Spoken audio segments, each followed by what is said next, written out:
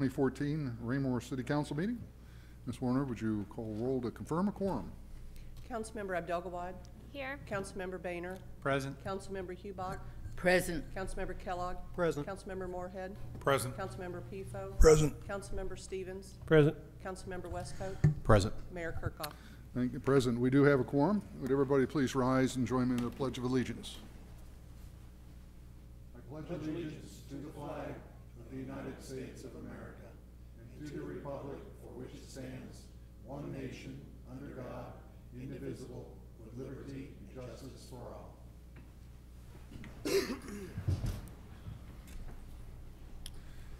And we do have a presentation this evening, so I'll come down there, and if you'll all come up.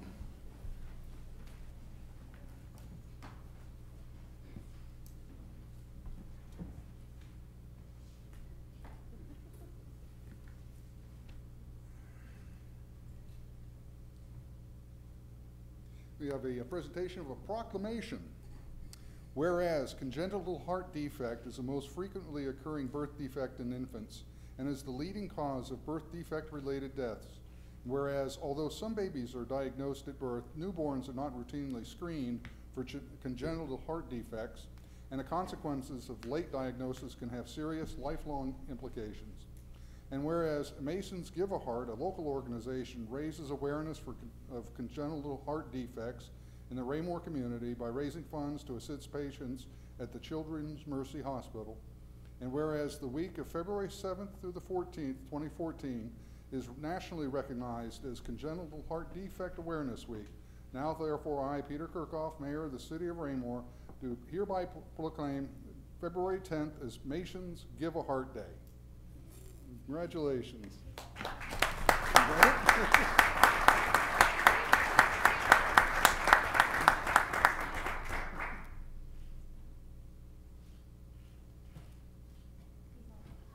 Do you want to say a few words?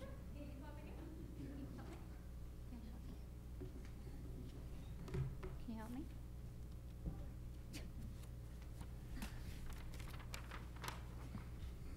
We are honored to be receiving this proclamation again this year, and I just want to thank you all.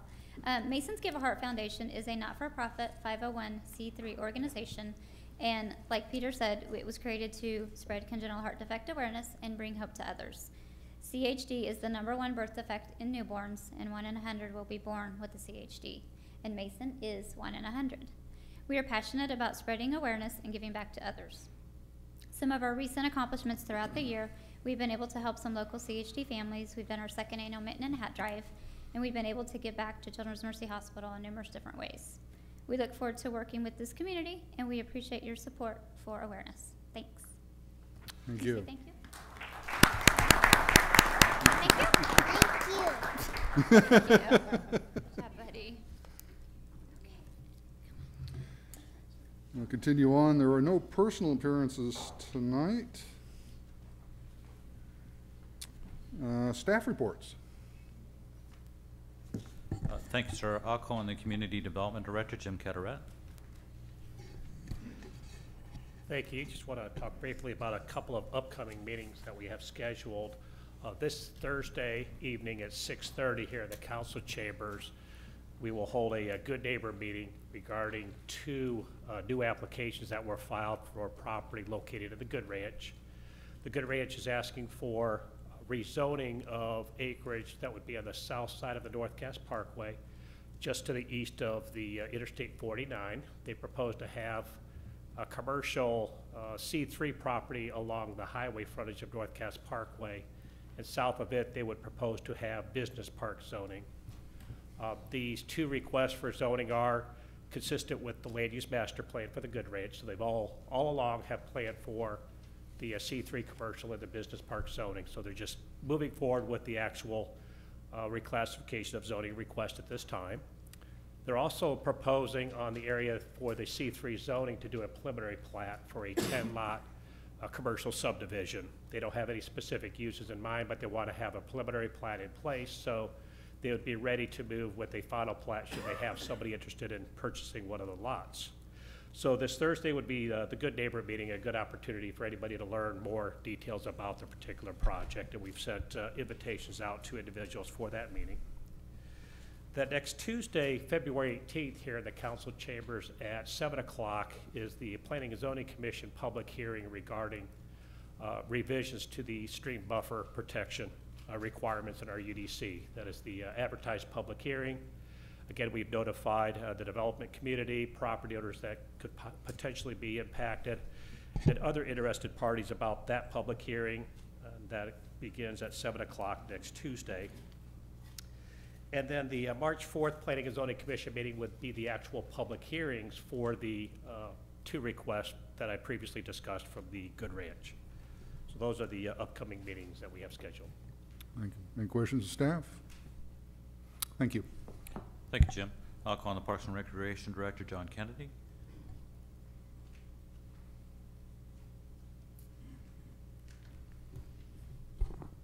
Thank you, Mr. Berlin.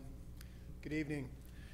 A couple of meeting notices. First of all, the park board meeting will be a week from tonight. We've had to reschedule the meeting. It will be February 17th with a work session at 6 o'clock and a regular meeting scheduled for 7.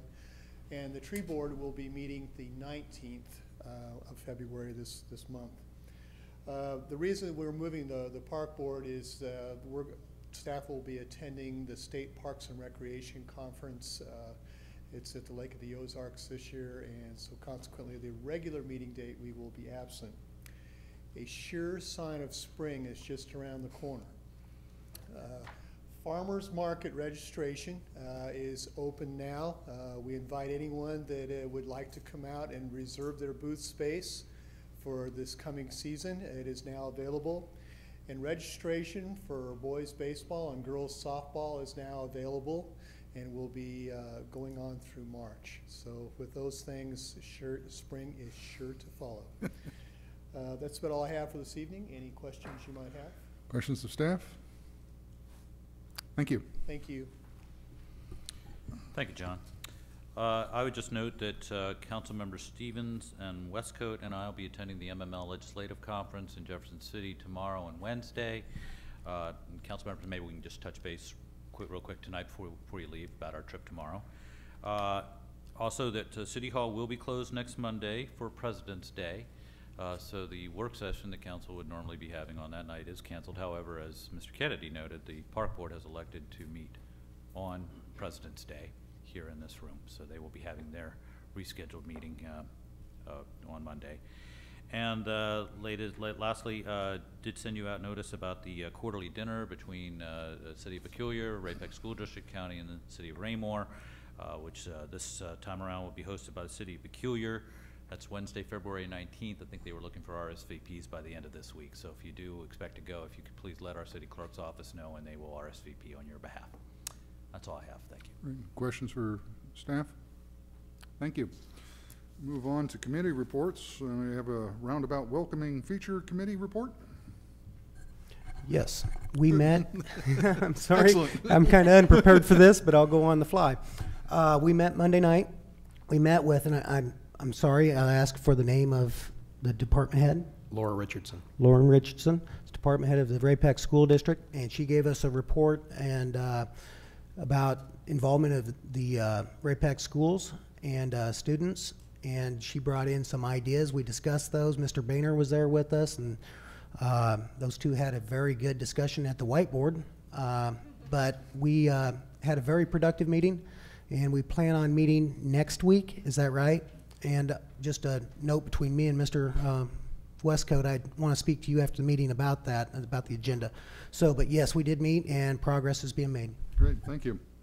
We have a couple of economic development events coming up, ribbon cuttings. On February 27th, Minsky Pizza over at 812 West Foxwood at 11:30 will have their ribbon cutting. That's February 27th. Minsky's won't open, and no, they will open on the 17th, but the ribbon cutting is going to be on the 27th. Golden Corral will have their ribbon cutting on March 13th, again at 11:30. And Golden Corral is at 1921 West Foxwood Drive. So that's all the committee reports. Move on to the consent agenda. I entertain a motion to dispose of the consent agenda. Mr. Mayor, I move that we have. May I- Councilmember Kellogg. Yeah, thank you, Mr. Westcote. I would request that item B B, let me make sure that it's here where I'm at. Moving Item on. B, Resolution 1409 be considered separately. Okay. I'll entertain a motion to dispose of the consent agenda items A and C. Mr. Mayor, I move that we approve the consent agenda to include item A, City Council minutes from January 27th, 2014, and item C, the acceptance of the Silver Lake Water Main Improvements Phase 2. Second. A motion and a second to approve the consent agenda items of A and C. Is there any discussion? All in favor? Motion carries unanimously. Since the item was removed from the consent agenda, do we consider it as the first item of new business? That is what the council rules say, yes, sir. Okay, thank you. I'm happy I checked. So we'll move on to unfinished business. We'll get to the item in news business. I have the second reading of Bill 2933 by title only. The second reading of Bill 2933 by title only, an ordinance authorizing the issuance of tax increment refunding and improvement revenue bonds, Raymore Galleria Project, Series 2014A, and subordinate tax increment revenue bonds, Raymore Galleria Project, Series 2014B of the City of Raymore, Missouri, and authorizing certain other actions in connection with the execution and delivery of the bonds. Thank you. I'll entertain a motion.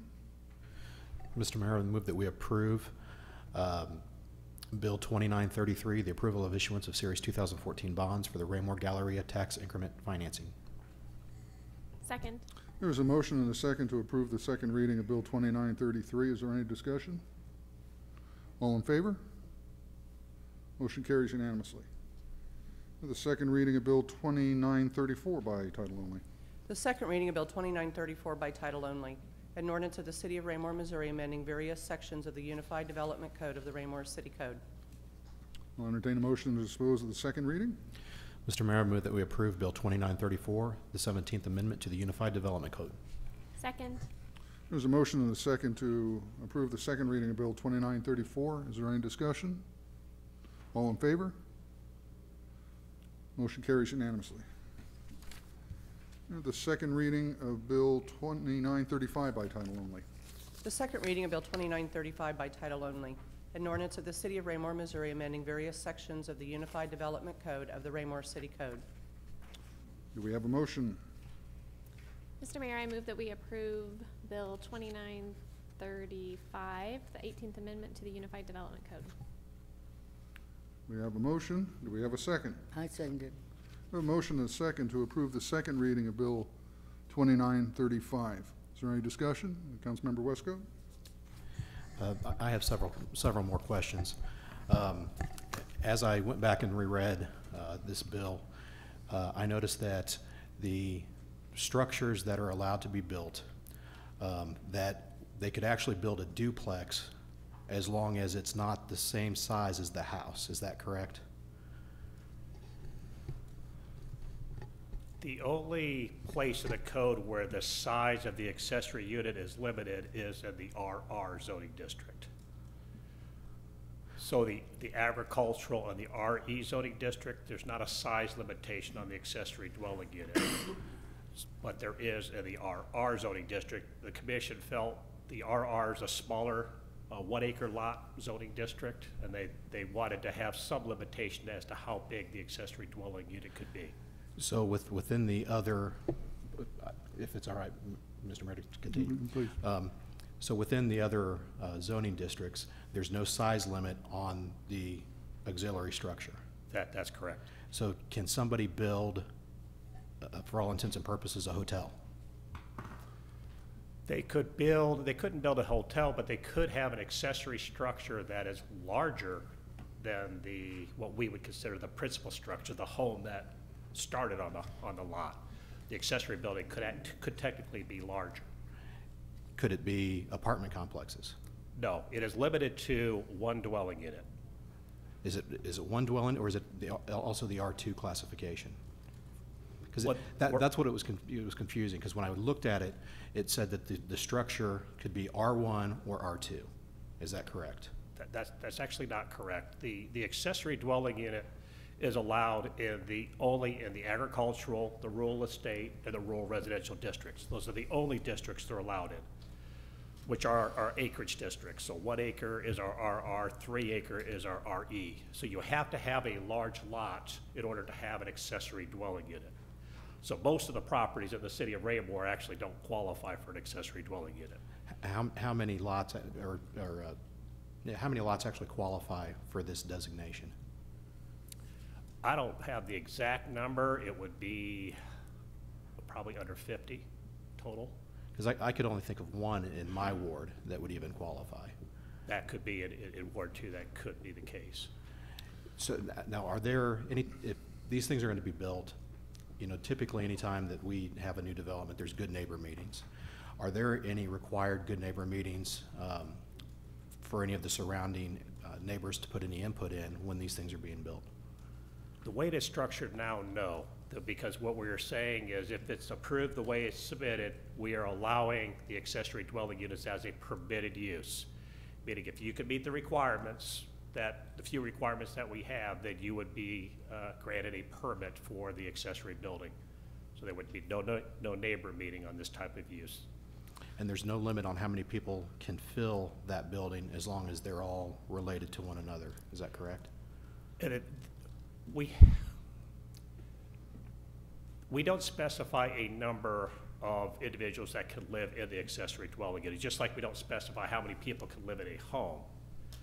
There is a definition of family in our code, which would limit the number of unrelated individuals in any dwelling unit, and that's 4. So that's the way it is currently in our code. We have a maximum number of 4 unrelated individuals that can live in any one single dwelling unit. So that would apply to the accessory dwelling units as well. Councilmember Moorhead. Mr. Carteret, just kind of expand upon what Councilmember Wesco was talking about. So you could have a primary structure in one of these 3 zones that say is a 4,000 square foot house. They could build an accessory building twice the size of that in the back. Isn't that correct? That's correct in the agricultural and the rural estate districts only. Okay. And then in addition, if I wanted, let's say it was my property, I could then take that building, separate it out into multiple units, and I could have multiple families living in there. Isn't that correct? You could not separate if you have an accessory dwelling unit, you cannot separate either structure into additional units. You're limited to the primary use, which is the single-family home as it exists today, if you would, and an accessory dwelling unit, but only one dwelling unit. You wouldn't be allowed to separate that accessory dwelling unit into more than one unit. But I'm still not limited on how many people, though, could be in that one unit. If you have a multi-generational family living with you, you may have more than one family residing in that unit, just as that could be the case today in any home in the city. We only limit the number of unrelated individuals. Have you seen other municipalities dealing with this kind of issue? Absolutely. I mean, is it inappropriate for cities to pass restrictive aspects to this to limit how many people can live back there, or place additional restrictions more than what is currently proposed under this 18th Amendment? I haven't seen restrictions beyond what we're proposing regarding accessory dwelling units.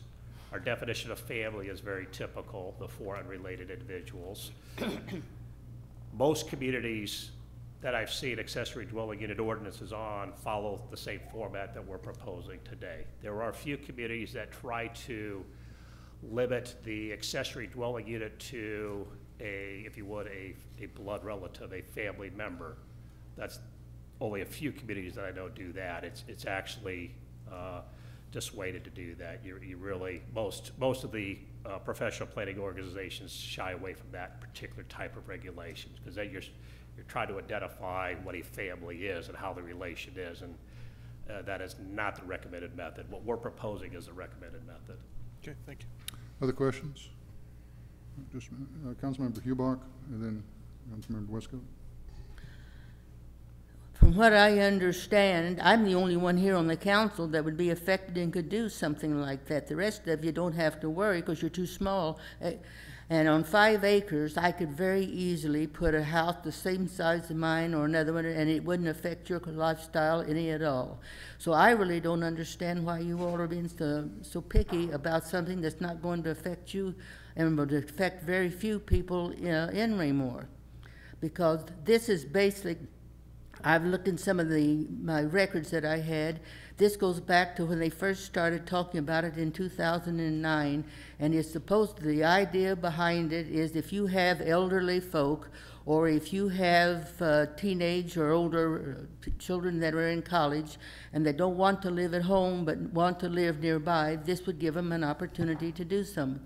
And for the older folks, it lets them stay independent longer, and they can lots of times stay in the smaller unit and let the larger unit be rented out so that those people can help take care of those that are living in the smaller unit.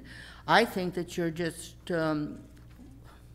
tilting at windmills is something that's not going to happen, and I really don't understand your concerns on this. I really don't. I understand that Peculiar has done it, so that's going to be on the in the school district, and anytime we can get more people into Raymore that can help us with our businesses, the better off we are. Right now, we're not supporting enough of them to keep them in, some of them even operating.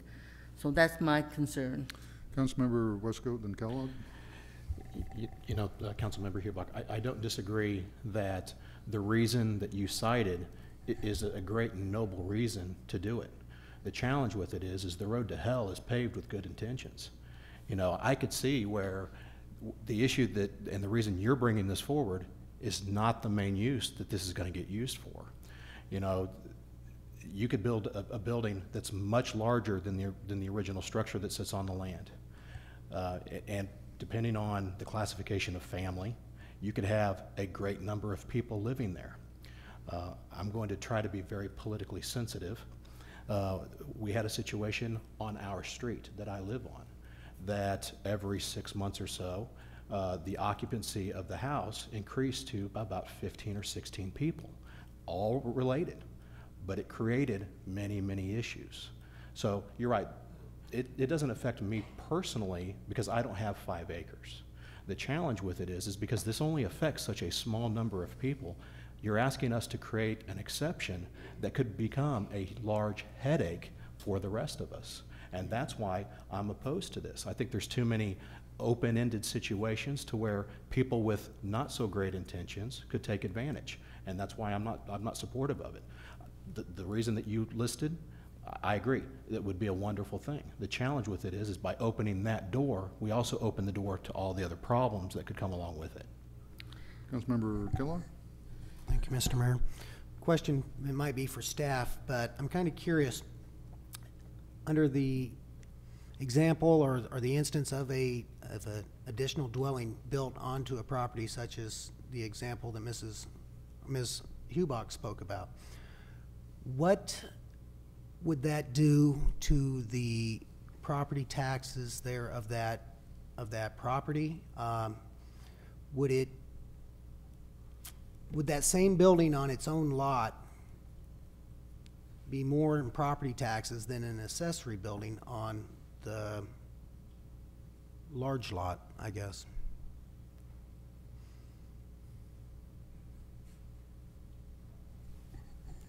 I would assume that an additional dwelling would increase the property valuation of a lot and increase the property taxes. Yeah, and I agree there, but would it be the net gain or I guess, how can I say this? I wish I could. Are we comparing apples to apples or apples to horses? Would the same building on its own lot garner more property taxes than an accessory building in my backyard if I was to have that? Would I be more advantageous to build that in my backyard in my current lot monetarily, as far as the taxes I pay out, the property taxes, compared to building that same building on its own lot? I don't think we have any experience in how the Cass County assessor is going to treat this situation. From the limited part I've seen it in Jackson County with accessory housing units in the Longview subdivision, I think they carry a greater value than if they didn't just had the one single family principal residence on it. But I don't think I can answer your question to the level you'd like, Kevin. I think it's probably going to be more, but I don't know, and I don't think we will know till we see how an assessor treats this. Councilmember Bill Gawad. I think I kind of understand what you're getting at, but I think that's kind of beside the point. The point is that the people that you would be building the accessory dwelling for are people who probably can't live on their own lot away from you.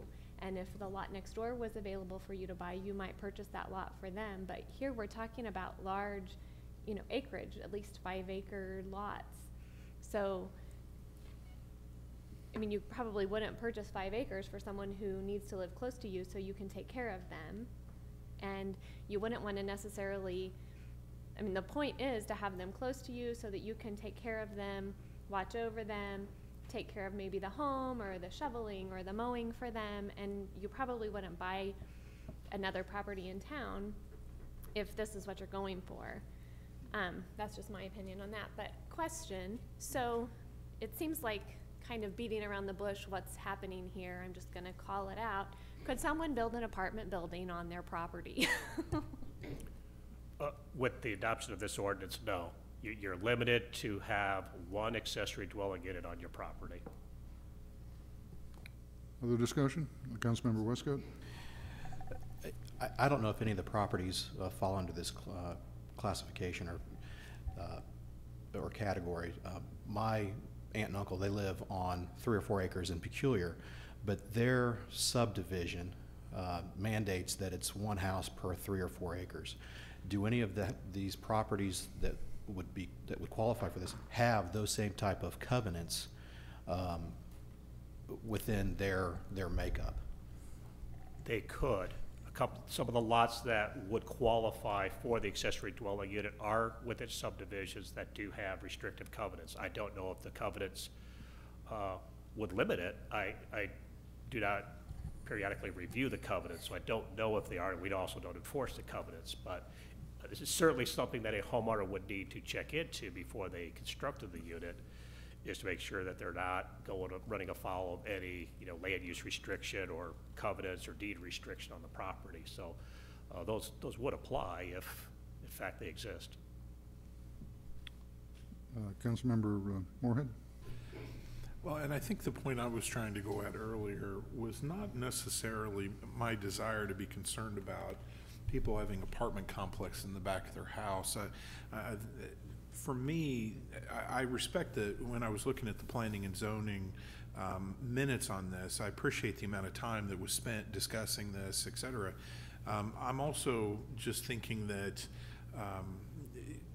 without a size restriction, there could be a possibility of abuse as well. Just where you could, like I said, have a 3,000 square foot house and you have a small Arrowhead Stadium in the backyard compared to the primary house. For me, I guess my ultimate desire is for the P&Z to go back and take a look at this to see if there is a need to review and consider additional restrictions. So I don't think it's just the number of people living in it, it's the size and use as well. I'm supportive in general of P&Z moving it forward to us. I believe more discussion may be down the road, not that there's an immediate need, but I also don't think it should remain silent either. Councilmember Hubach. Well, those of us that live on acreage have large homes to begin with. And so you're going to have to build a pretty good mansion in order to get bigger than the house that's already on the 5 acres. And so I can't understand what your concern is about the size of the house. Most people that I know of that are thinking in terms of homes for their elderly folk are thinking in terms of around 800 to 900 square feet. 1 bathroom, 1 bedroom, a living room, and a kitchen. And that's not going to take up much space. That's the way it is right now. I can build a barn bigger than my house on my property. But you're saying that you don't want me to build a smaller house to maybe have somebody, my granddaughter, for instance, come in and live with me in a small separate house. You don't want that, but you don't mind the big barn. I don't understand your thinking on that. It seems to me that you're trying to say is that I'm wanting anyone that wants to do this to have an opportunity to do it. And what you all are saying, or at least I hear you all saying, they've got to prove themselves first before you want them to have that opportunity. And I'm saying that's wrong. Let's put it in there, and then if there's something happens and we find out that it's being abused, we can always come back and make some changes. But as long as we're being fearful of it, nothing's going to happen. And this country is getting older, people are living longer all the time, and yet you don't want us to make preparations for people that want to live longer and want to be by themselves as long as possible. And that's kind of what this is all about. Any further comments? There is a motion and a second to approve the second reading of Bill 2935. All in favor? 1, 2, 3, 4. In opposition? 1, 2, 3, 4. The mayor will break the tie and approve the second reading. We have the second reading of Bill 2936 by title only. The second reading of Bill 2936 by title only. An ordinance of the City of Raymore, Missouri, amending certain sections of Chapter 610, Peddlers and Solicitors, pertaining to revocation of licenses and permits. Do we have a motion? Mr. Mayor, I move that we approve Bill 2936, the procedure for revocation of peddlers and solicitors' licenses. Second. We have a motion and a second. Is there any discussion? All in favor? Motion carries unanimously. And that concludes old business. We'll move on to new business, beginning with the consent agenda item B, approval of sending letters to the State Board of Education. I'll entertain a motion to dispose of Resolution 1409. Mr. Mayor, I move that we approve Resolution 1409, approving sending of letters to the State Board of Education. Second. We have a motion and a second to approve Resolution 1409. Normally, I would call for a staff report. Is there one needed? Well, there really isn't one. I'd suggest perhaps, sir, you'd like to provide the report. Okay. A brief thing. The Metropolitan Mayor's Caucus, which is made up of, I'm going to get the number wrong. I'm going to say it's 86 communities in the metropolitan area, meets regularly to discuss those items of concern to surround the communities in the area.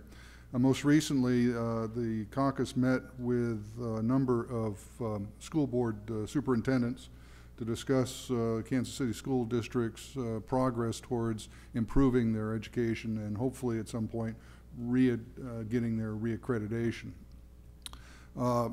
Without currently, and if I remember it right, it begins next year, the next school year, since the Kansas City School District is currently unaccredited, students that are going to that school district may choose to attend school districts in neighboring counties that are accredited. The cost to do that would be borne by the Kansas City School District.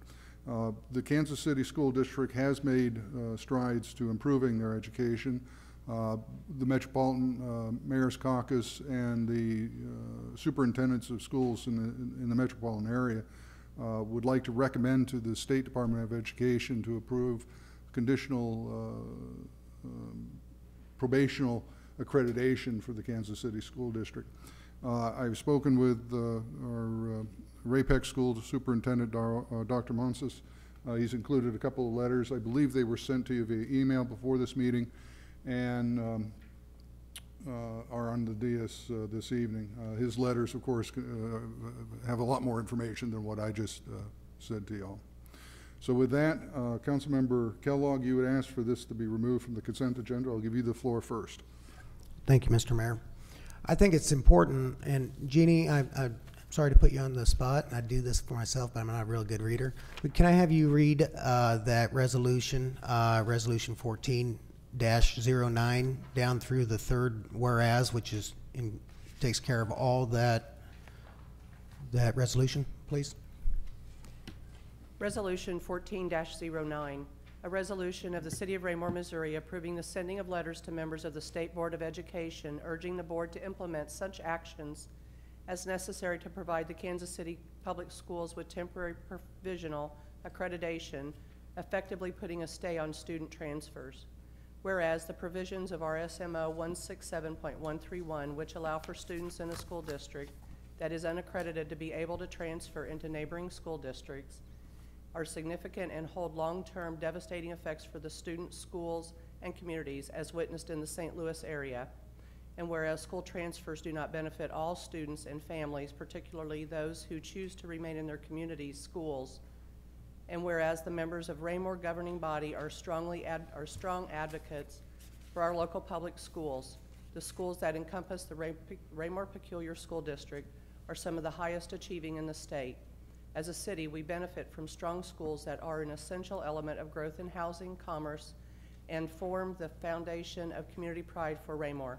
The student transfers from an unaccredited school district threaten the very fabric of our community. Thank you. When I read this in the agenda, I saw the headline. I'm like, wow, what? So I opened that up and read through it a couple times, and I didn't have the pleasure of having our current superintendent's letter here or the letter from the school board president, Kim York. And I appreciate that. Being on the dais tonight, I was able to read that before the meeting started. I have some mixed emotions about this. First of all, I appreciate the resolution. I like the resolution. It addressed many of the concerns that I had before I even read this. But it's still, I think the reason why I asked for this to be taken off the consent agenda is because if I was to vote on it under the consent agenda, I was giving consent to status quo with what's going on in Kansas City. I made a phone call tonight and I spoke with the school board member and talked to her for about 35 minutes. And I asked her to inform me what's going on. And she explained a lot of this. And one of the concerns is that not only Kansas City School District is unaccredited, now we got Hickman Mills. So they can't go to Hickman Mills, they're just following further south. So yes, this is a threat to our facilities, because our facilities are not large enough to take the kind of incoming students that could possibly be coming. So that's where I'm at with that. But for me to sit here and ask for the state to not take action against a deficient school district for the last 20 plus years is, for what I feel, enabling Kansas City to continue on the status quo. Yes, something needs to be done, but for me to send a letter of enabling to the State Board of Education asking, one more time, I'm not willing to put myself into that position. The only reason why I would support anything being sent to the State Board of Education, the governor, and anybody else that has any authority is by this well-written resolution. So I thank the staff for this resolution, but I'm not going to sit here and just wave my hand and say status quo is okay in Kansas City, because I don't think it is. Councilmember Westcoat, then Embrell, go on. Thank you, Mr. Mayor. I'm just going to add on to what Councilmember Kellogg stated. When I first saw this, I was a little incensed, because the Kansas City School District is a model of inefficiency and failure. The last study I saw shows that the average graduate coming out of Kansas City reads on a 3rd grade level. So when I saw this, I immediately thought that this is a support letter for Kansas City. And because I felt that way, I know I needed more information, so I called our superintendent and talked with him personally. And what he relayed to me is that this is absolutely in no way, shape, or form a support letter for the Kansas City School District. What this is basically, this is you keep your problems in Kansas City until one of the 15 resolutions or 15 bills that are currently working their way through the House can actually get traction, get support, and a new law can be passed. we're learning a lot, and they learned a lot out of what's going on in St. Louis. There's a lot of political games being played by some of the St. Louis school districts. I asked our superintendent how many students that we could see come to our district because of this, and he's like, I don't think very many would do it of their own. But what we've seen in St. Louis is that the school district can designate a school district to send kids to. And he says because of that, we could see anywhere between 250 and 1,000 students come into our district, because if the costs are lower, that makes it cheaper for Kansas City to send them here as opposed to other districts. And he says that political gamesmanship has been going on in St. Louis, and we could very well see that here. So I'm actually going to support this letter, not because I support Kansas City, because I think, and this is my personal opinion, I think they should be dissolved, done away with, and anything is better than what they currently have. Again, just my own opinion. But I think that their problem should stay their problem. And, our district doesn't need to be impacted by a very poorly thought out process. Councilmember Abdel-Gawad and then Moorhead. I'm thankful, Mr. Kellogg, that you brought this out. When I read this resolution, I too was like, what? But for different reasons than you guys, when I read this, the educator in me, of course, thought we need to educate all of the children. Why are we going to tell these kids, stay in your failing school district? We don't want you. I understand that it would be a burden on our school district to have to receive more students, especially students who have been in a failing school district. But me being the soft-hearted educator, I guess, my goal is to do what's best for kids. I mean, that's what we do as teachers. That's what we do as educators.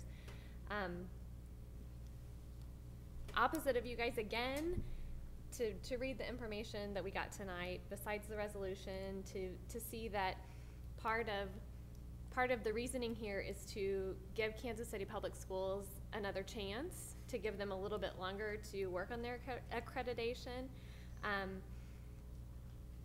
I don't know where you guys get your information, but I know people who work in the Kansas City School District, and there have been improvements. They are working towards success.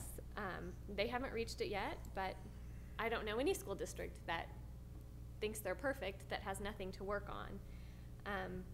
So my hesitation with this is, as lawmakers, as people who set guidelines for other people, in my heart, we need to do what's best for kids. We need to make sure that everyone's getting educated, because in the long term, that's going to provide the best community here and in Kansas City, around the country, by having our children educated as best as we can educate them. But I did have hesitation because I know it would be a burden on our school district and ultimately would impact my children who go to this school district. Councilmember Moorhead and then Hubach. I'm going to take a completely different position from everybody. As a former school board member for a school district here in the metropolitan area, I was directly participating in a lot of activities in that school district that even the local municipality and community never saw. They didn't see the good things that we did, and they didn't know the bad things that were occurring either. This, in my opinion, since the city of Raymore does not participate with this school district, we don't really have the basis to determine whether they're doing good or not. Now, I respect the Raymore Peculiar School District from commenting, because they're also a school district, so they do have some interactions. For us to voice, it's outside of our jurisdiction. For us to voice any position is us giving a generalistic political public policy decision. And I don't think that's what is within the direct purview of this board, to be making decisions what goes on in Jeff City, what goes on in Kansas City, or those school districts. To me, I'm going to abstain, because it is outside of my conscience to even take an opinion on this. Councilmember Hubach. See, I kind of agree with what Mr. Moorhead is saying. One of the things that I have seen is parents bring their children out, especially out in Ward 4. Parents will bring their children out, and they would stay with their grandparents for the school year, and then they would go back. Maybe they would go back on the weekend, and maybe they would go back at the end of the school year. That had happened, and it got so bad that we had to take action against something like that.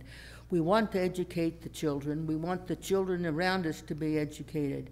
But there are some things that we can do and some things we cannot do. And this is something that I think that we should not be doing, because it is not public policy of the city government to get involved in another district, in another political entity's business. That's my concern on it. Councilmember Kellogg? Mr. Westcott has his hand up. I'll yield to him if he wishes. Thank you, sir. Sorry, didn't see it. You got to wave it. We need lights. You know, I served a term on our local school board, and what Councilmember Hubach just mentioned, we saw all too often and way too often, where, you know, there were students that they bucked the system just so that they could play volleyball here.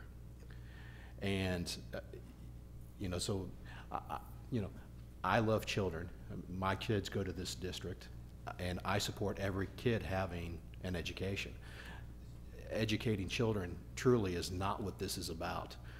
This has become a very political topic, and when the politics that are being played in one political entity spill over into our borders, that's what allows us to take action, because this is going to impact us. It is going to impact the tax dollars that are in this community.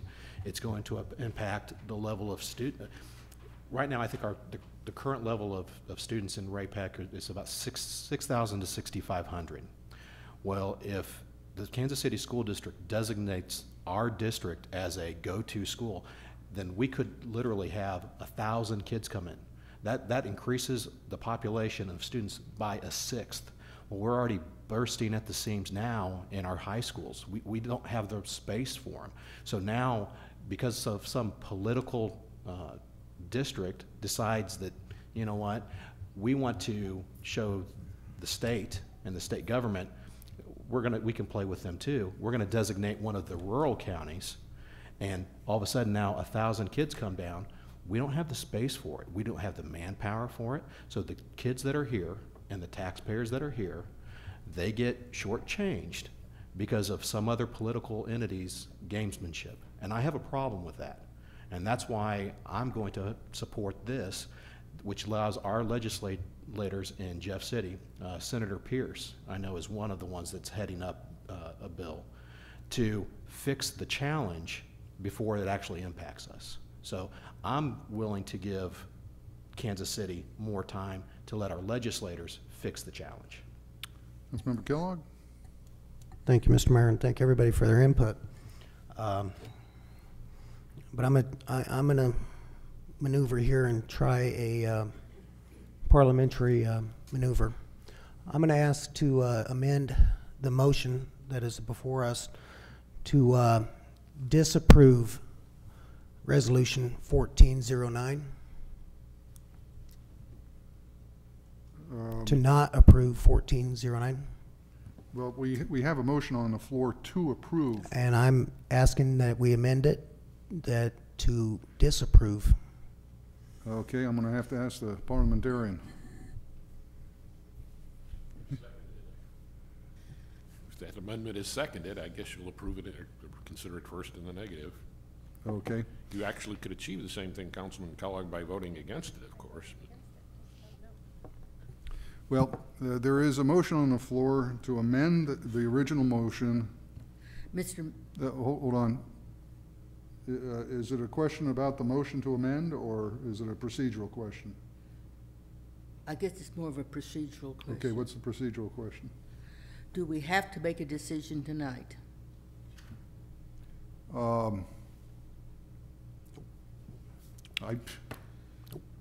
There is a motion, and well, I mean, I think I would like to do a little bit more study on it. Well, There's a motion to amend the main motion, to throw it in a reverse so that it's a motion to disapprove. Is there a second on the motion to disapprove? Hearing no second, the amended motion dies. We're back to the original motion to approve Resolution 1409. Is there any further discussion? Okay, who's, Dr. Pifo, haven't heard from you tonight. Did you have your hand up? Well, I just have a quick question, I guess, on the numbers. Is there any cap that we would be able to put on the number of students that come here, or if it would negatively impact our educational programs, do we just have to accept them? I guess, and it seems that Councilmember Westcoat may have an answer for me. Because this process is not a tried before process, there is no cap to the number of students that come. There's no limits on where they can go, where they can't go. It's written so vague that it literally, I mean, all of them could come.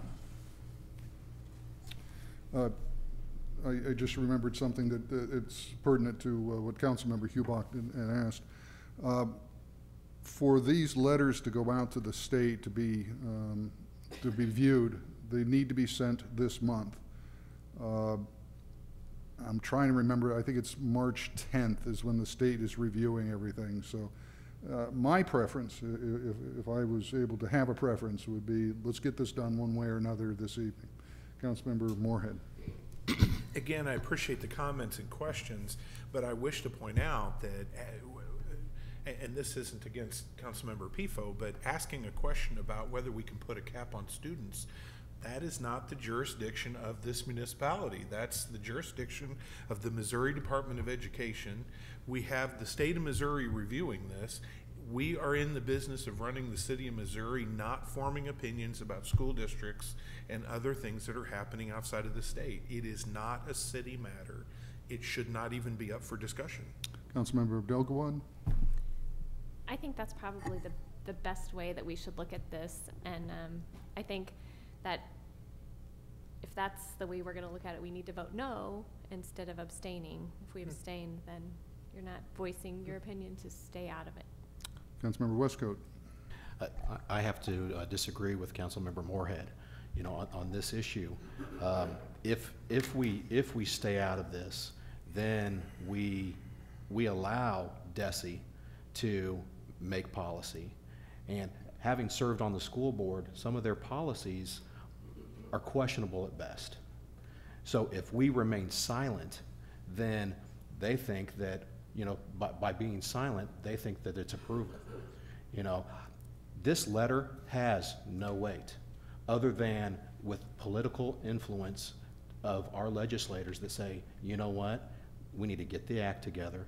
They need more time so that you guys can do your job. And that's why I support this. This is not a support for Kansas City.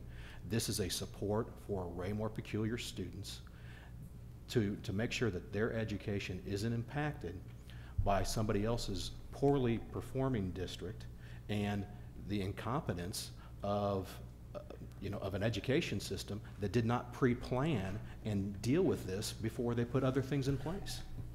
Councilmember Moorhead. And I appreciate the comments by Councilmember Abdelgawad, because I actually kind of agree. The only reason why I mentioned the abstention is because I would not want somebody to understand that if I voted no for this, that they can interpret that as being a support for the alternative. That's what I was kind of seeking, since I guess I theoretically, to antagonize Joe, could try to pose some sort of an amendment to go a third option. But I do want to rebut Councilmember Westcoat in the sense that everything that was said by Councilmember Westcoat I don't necessarily personally disagree with. I would merely point out that that is outside of the scope of us as council members on this dais. I am a citizen of this school district. I can go to the school board myself, and that's the venue that I should vocalize my feelings on this issue. I'm going to be voting for new school board members this April. I have the way to take it out in that sense. I'm also a resident of the state of Missouri and can approach my state legislator for the very same reason. So I think there's still an opportunity for everyone here to have an opinion on this issue, but regarding city matters, not in this forum. Councilmember Hubach. Does the school district, or any school district, have a policy on how they accept children that are out of the district? I mean, do we have a policy that will, okay, what is it? We'll accept some children, but we won't accept some, another one? How do you all, you two that have been on the school board, tell me about how they do that? Councilmember Westcott? Well, in Raymore, you actually have to reside in our district, or if your family member, like your parent, works for the school district, they can come in that way as well.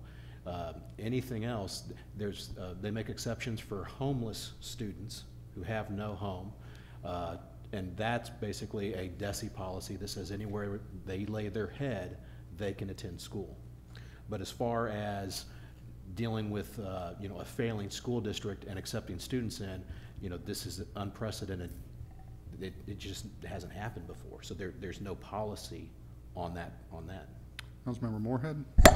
Councilmember Kubak, I believe a more definitive answer to your question is no, the city of Raymore does not have a policy on that. The school board does, and as a citizen, that would be a wonderful question for the school board to answer on a separate night. But it's not, it really doesn't, there are some things that the city council of Raymore should not be involved in, and this is one of them. Other discussion? There is a motion and a second to approve Resolution 1409. All in favor? 1, 2, 3. In opposition? 1, 2. It's a resolution. Is there enough to pass a resolution? Is that the simple majority? We have to have a minimum of 5 to pass anything. Not for a resolution. For a bill, we do. Okay, who abstained? And why? Okay, we have 3 abstentions. Is there a rule that says you have to state why you're abstaining? Well, we'll hold. I'll look at it. I believe there is a rule that indicates that should occur, that when one abstains, one should state the reason for one's abstention. Yes. Well, always looking for the rule. We have 3 in favor, 3 abstentions, and 2 against. So that's, and is it just a simple majority that? That's all that's voting. Okay, so since that's all that's voting, then the resolution is passed. However, A majority of the council is necessary for passage of a resolution. we're checking the film now to see if the pass was complete.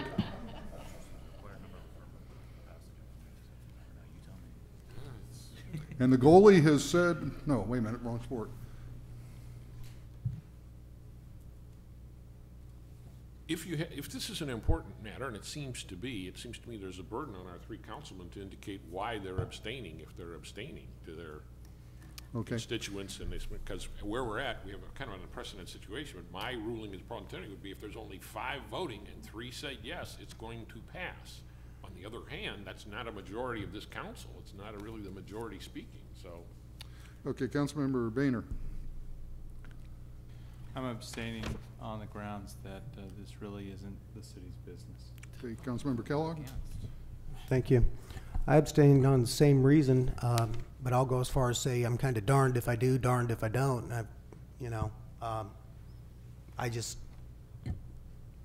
I'm not going to be a part of enabling the Kansas City School District to carry on status quo. And I didn't have that option tonight, so that's how I'm going to handle it. And Councilmember Moorhead, unless you've changed your reasoning, I think we have an idea. We can go back to the tape and see. Yeah, what okay, my we'll go back to reasoning the is. view of the tape. Okay, just for confirmation, Joe, the resolution passed with a 3-2 majority? that's my opinion, yes. Okay, thank you. We'll move on to the new business, beginning with item A, Bill 2939. We have the first reading of Bill 2939. Mr. Mayor, I'm before we sorry? go on to that, wasn't there something in our standing rules of the council that covered that? It seems to me like we've covered something like this once before, that on what makes a majority of things. What are our standing rules on that? Do you all know? Because it seems to me that 3 is not, 3 out of 8 is not a majority. Well, it was 3 out of 5. It's not 3 out of 8, it's 3 out of 5. 3 people abstained, so that No, made but the- there's 8 of us voting, 8 of us No. voting. No, Eight of you there didn't were vote. 5 people voting. 3 abstained. You didn't vote? All 3 right. people didn't vote. Maybe, then I guess my question is, can this be brought up for reconsideration? By a member of the prevailing side.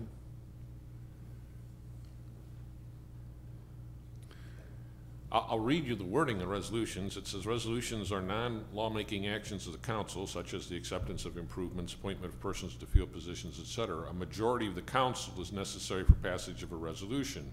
To be adopted, a resolution must receive the required number of affirmative votes for passage at 1 reading.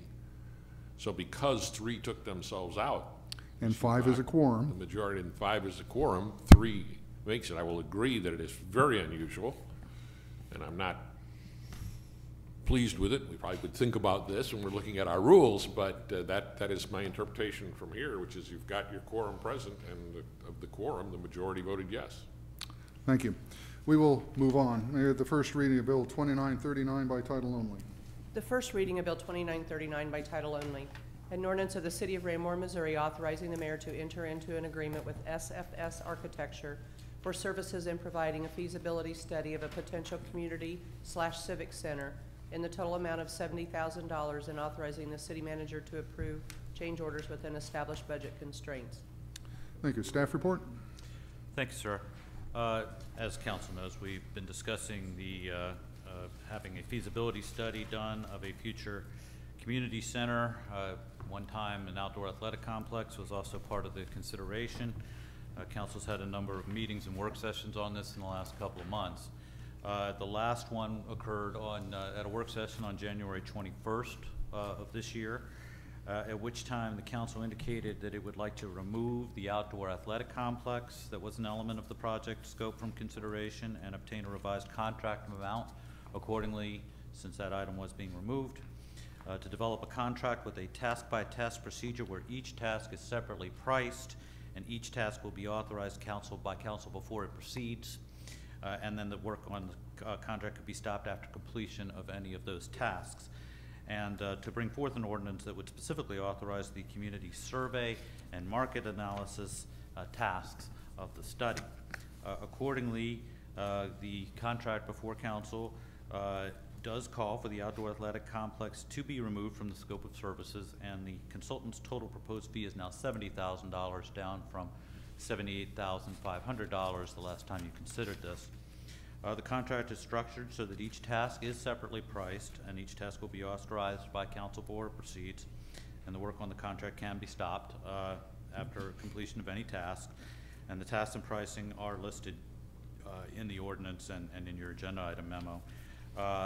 And then with regard to the citizen survey part of this, it is specifically stated in the scope of services that the SFS Architecture, to whom the council is considering award tonight, and ETC Institute, which would be its sub-consultant for conducting the survey, would work to develop a draft survey and then meet with interested members of the Raymore City Council and Raymore Park Board to review the draft survey before it would be finalized and performed. And then lastly, per discussion at the January 21st work session, the ordinance before council authorizes award of the contract and authorizes tasks 1 and 2 to proceed, namely the survey and the market analysis. The survey is priced at $9,000. The market analysis is priced at $19,750, which would result in a total authorization of $28,750. So the contract, as amended, is before you for your consideration. Thank you. Questions of staff? Councilmember Westcott? In tasks 3 and 4, task 3 is building and site concept design. Task 4 is refined concept design and operations plan. Does the city actually receive blueprints for a community/civic center once those 2 tasks are completed? We've not received blueprints, but I might ask the principal from SFS Architecture, Carrie Newman, to come forward just to describe what would be the deliverables would be from tasks 3 and 4. Newman, would you mind?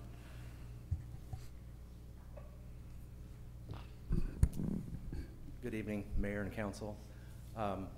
as far as the deliverables for the task 3, it would not be construction drawings or blueprints.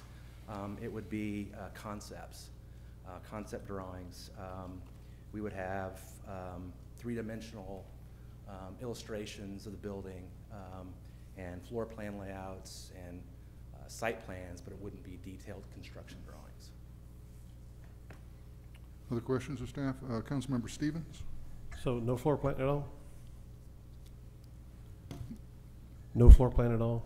Yeah, there would be a floor plan layout, correct, a site plan layout, and a three-dimensional illustration of whatever the facility is. But yeah, not detailed construction drawings, because you really wouldn't want to go to that effort until you know the public supports it. Good point. Other questions of staff? I'll entertain a motion to dispose of Bill 2939. Mr. Mayor, I move that we approve Bill 2939, award of contract for the Community Civic Center feasibility study. There is a motion. Is there a second? Second. There's a motion and a second. Is there any discussion? Councilmember Hubach. I am opposed to the 75,000 or whatever it is, that however many, whether you're talking about 75 or 28, I'm opposed to that coming out of the park board fund, because this is not really, a community center is more than just for the park. It should come out of the general fund and not out of the park fund, because I'm not sure how we got as far as we did. We had a room downstairs that we were using, and everybody enjoyed it. Then the police department took it over, and now we're looking for another room. And all of these other things that have been added on to it and added on to it are not really what the people had said they wanted, when they just wanted to be able to use, have a room available. And in the process of doing all of this, we have shifted it from a council, and the city staff paying for it, to the park board paying for it. And I don't think they should have to fund any funds on that. They will have to accept it if it's built, but until it is built, it is not a park board function, and it should be paid for by the general fund or not at all. And then as far as that, I think that it should have been put back out for rebid. I think too many changes have been made in it so that it should be rebid and give everybody a fair chance at it. I don't know what the two gentlemen down there are talking about, but I wish they would share it with the rest of us. Councilmember Moorhead? In the meantime, I'll chime in. While I understand and can empathize and mildly agree with Councilmember Hubach's acknowledgement, I'd give the metaphor, not only did the lemon go over the hill, it's been long dead. You know, this is something that, yes, in our last work session, I think the mayor probably put it best, that this has kind of ballooned and blossomed and mutated in a lot of different ways throughout a long period of discussion. I go back to that work session, and I thought we had a pretty positive and constructive discussion among the council regarding how we want to approach this. Subsequent to that, I've been alerted that my interpretation of some of the discussion might not be exactly as what transpired, but what I do take from it is task 1 and 2, we pretty uniformly agreed to do. You know, one of my big problems that I've had with this from the start is, you know, bringing up multiple citizen surveys in the past, is nobody's ever actually asked questions directed at this particular project. We've had a lot of different ones over a lot of different years, and we've never gotten a good answer for what the citizens really want. So I fought very aggressively to fight for task 1. Now, on the other hand, my opinion was, I misinterpreted. I thought the citizens, or the outdoor feasibility study, was not entirely dead. Well, the argument that was made during the meeting, and I actually expressly stated this, was, how do we know to kill it if we don't know what the citizens want? If the citizens come back and overwhelmingly state in this survey they want an outdoor complex, regardless of the talking points that we've had, we should consider it. At the same time, if the citizens come back in this survey and say, why are you even discussing an indoor facility, then we should honor that and stop it right there. I will point out, as a matter of semantics, that what has been presented to us was reasonably discussed at that work session. Tasks 1 and 2 were reasonably requested for us tonight.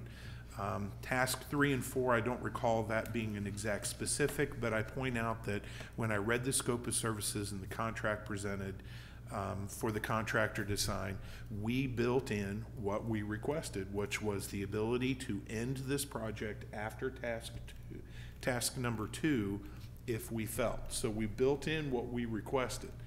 Is this exactly what I want it to be? Absolutely not. But it is what we discussed, and I do believe I have to honor the spirit of the rule, but I will assert that I'm strong enough that if the survey comes back, I'm going to honor the survey, and if it says kill this project after the survey, then I'll vote to kill it.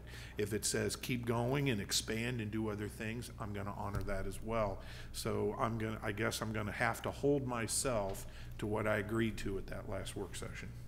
Councilmember Wisco? Here's my heartburn with this.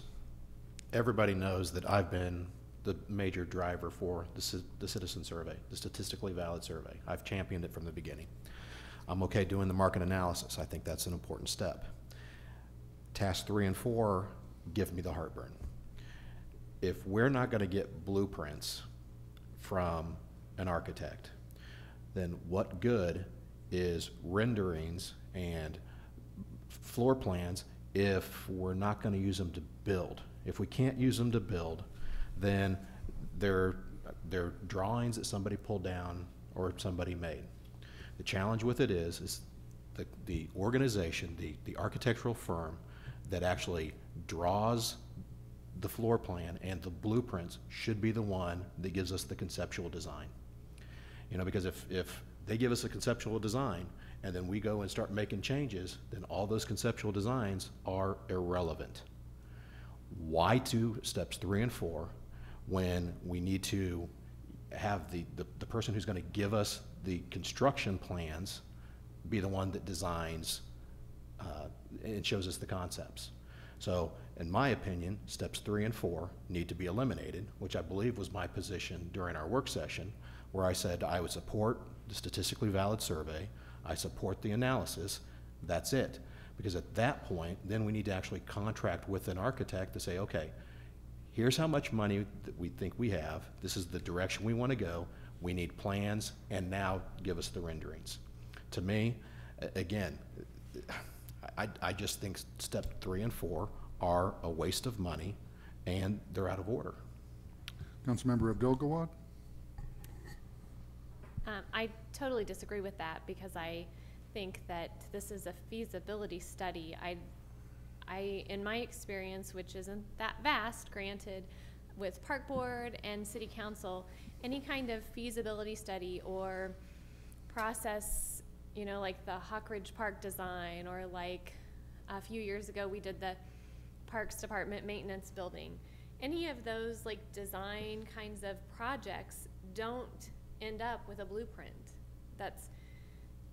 I've several projects that have been like this. You don't end up with a blueprint. You end up with a design, and then when you're ready to build it, you take that design to the architect or, you know, who's going to build it from you. But I think that's pretty typical for something like this to not come out in the end with a blueprint. Councilmember Huba? I'd like to offer an amendment that instead of being in the park sales tax fund, that if the money come out of the general fund. Before I ask for a second, the money is coming out, what impact would it have It's coming out if the money was coming out of the general fund versus the park fund? It would reduce the general fund balance, designated unreserved balance, by whatever amount you award the contract. Okay. There is a motion to amend the motion to take the money out of the general fund rather than the park fund. Is there a second on the motion? Hearing no second, the motion to amend dies. We're back to the original motion to approve Bill 2939. Is there any further discussion? Councilmember Westcoat. Thank you, Mr. Mayor. You know, in my opinion, as I look at this, the statistically valid citizen survey and the market analysis become our feasibility study. Because if the citizens say they want a $10 million recreation center, it's now feasible. So it's not, you know, will they support it? They've said, yes, they will support it. So at that point, now we just need to go into a design phase. And again, you know, why contract with somebody to do a rendering? You know, I can understand if you need the rendering to help sell the bond issue in order to get people to support the, you know, building the project. But when we go out and do the citizen survey, we're basically taking that step and doing it first. Yes, the citizens are going to support it. Yes, you know, in the way that things are going to fall out, you know, there is a $10 million approximate bond that is probably what we'll be dealing with. You know, at that point, we know what we can do. The citizens have said, yes, this is what I will support. Again, you know, I would like to offer an amendment to strike tasks 3 and 4 from the ordinance. There is a motion to amend by striking tasks 3 and 4. Councilmember Moorhead, did you have a comment? I heard something over Actually, there. the only comment was going to be a point of inquiry to ask Councilmember Westcoat whether he was intending to amend the motion. So okay. We were thinking we were in a mind meld. Okay. There is a motion to amend the main motion to strike tasks 3 and 4. Point of order, Councilmember Abdel-Gawad. Before we amend this motion, I mean, we kind of have talked through this deal with the consultant. Is that I mean, do we want to do that, not even knowing if that's something they would consider? May I ask Mr. Newman to come forward and speak to the firm's willingness to accept that amendment?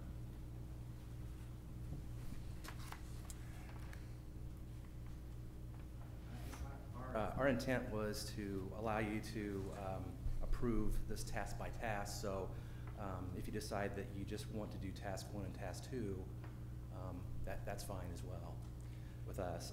I would like to point out, though, if I could, there are a few other things that are recommended really before going into a full design phase, full architectural and engineering drawings. For instance, in task 3, we were going to figure out where it should be located within the community. There may be some citizens that would be interested in knowing that, where it would be located. We'd also be in task 4, be developing the revenue projections for the facility, what the capital costs, or not the capital costs, but what the operating costs would be for the facility. And so having some of that information, what the facility would generate as far as income and what it costs to run that facility on a yearly basis is very important for the city to know before moving into an actual design of the facility. So I just wanted to point out those were a couple of the things that we feel are important before moving into a final design. Thank you. There is a motion to amend. Is there a second to the motion? Second. There is a motion to amend by striking items 3 and 4. Thank you. And a second. Is there any discussion? Councilmember Pifo. Yeah, I guess I'd like to speak against the amendment. I think it's time we quit building this house one room at a time. If you look at section 3 of the amendment, the resolution rather, it says that the council specifically approves tasks 1 and 2, and then it goes on to say tasks 3 and 4 shall not proceed unless specifically approved by the city council at some future time. So I think we already have the opportunity to make this applicable only to task 1 and 2, and I just see the amendment as superfluous. Other comments? Okay, there's a motion and a second to amend. All in favor? And if you'll leave your hands up for just a bit. 1, 2. In opposition of the motion? 1, 2, 3, 4, 5. Is that up? 6. The motion to amend fails. We're back to the main motion. Is there any further discussion on the main motion of Bill 2939? All right. All in favor of Bill 2939? 1, 2, 3, 4, 5, 6. Those against 2939? 1, 2. The motion carries. And we'll move on to the next item. May we have the first reading of Bill 2940 by title only? The first reading of Bill 2940 by title only. An ordinance of the City of Raymore, Missouri, amending Chapter 545 Property Maintenance Code of the Raymore City Code. Thank you. Staff report? Thank you, sir. I'll call on the Community Development Director, Jim Cataret. Thank you. In January of this year, city staff completed its annual review of the property maintenance code to determine if there were any additions or modifications that were necessary to enhance the overall effectiveness of the code. Bill 2940 proposes 2 modifications to the property maintenance code.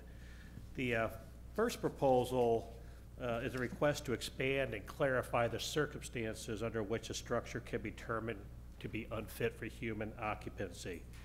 What we're asking is to add some additional language into the code section dealing with structures unfit for human occupancy by adding this language that would read disconnection of electrical service, gas service, and/or water service, or failure to have connection to a properly functioning city sanitary sewer main or private sewage disposal system for a period of time exceeding 7 calendar days is reason for the code official to declare a structure unfit for human occupancy. The actual determination of whether the structure is unfit would be made after an inspection is completed. The simple fact that we know electrical service has been disconnected for 7 consecutive days doesn't mean we will go out and sticker the structure unfit for occupancy without an inspection. What we're proposing here is to clarify that if one of these circumstances does exist and we become aware of it, it's reason for us to look closer at the structure, to try and gain the ability to inspect the interior of the structure. We have to have permission to inspect the interior of the structure.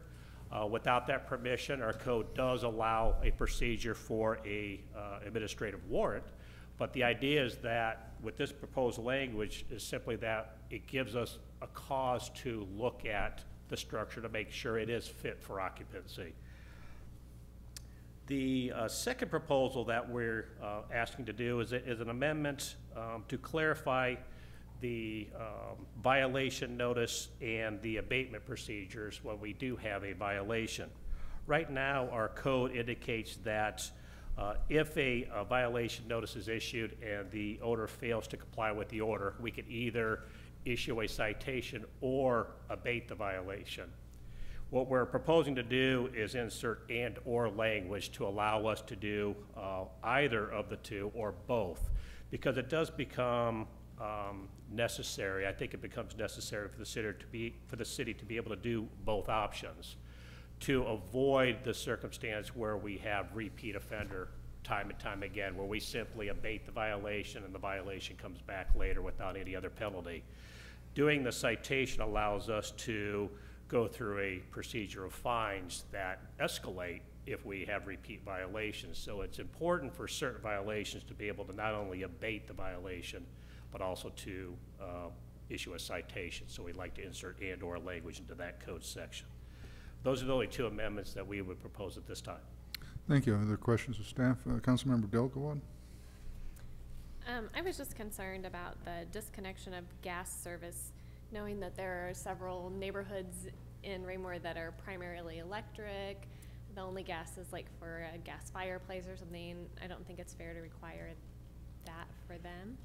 The reason we have gas service in there, and thank you for the question, again, it's reason for us to inspect the property. Why we insert gas service there is not to ensure they have heat in the home or the fireplace works, is to ensure if they have a gas hot water heater that they have the ability to have hot water. That is the code requirement. There's not a code requirement to heat the home or the fireplace. The requirement is to have hot water. And if your only method of having hot water and hot water that has storage capacity, or if it's a gas-fired instant hot water heater, you do have to provide hot water. So we would that would be an instance where if they had an electric water heater, then having disconnection of service doesn't make that house uninhabitable. So we simply put it in there for that reason, because of that one requirement to ensure they have hot water.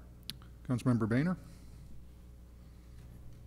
So I just want to make sure that I'm reading this right. Any single one of those items can be a trigger for an inspection. They don't have to have a multiple. It's just if they don't have electricity to the house, or they don't have gas, or they don't have water. That's correct. Yes. And I'm going to point of privilege. If one of those things were to occur, we don't go right up to their door and say, let us in. We ask, why, how are you able to heat your water without any electricity or gas?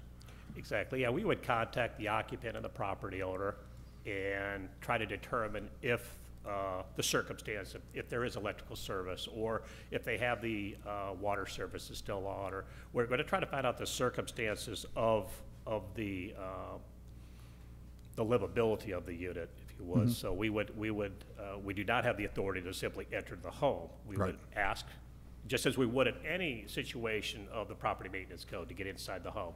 We would ask for admittance. If they refuse, we still have cause for concern enough that we believe there could be an unsafe health situation inside the home, then we would go through the administrative warrant procedure through our local judge to get a warrant to inspect the home.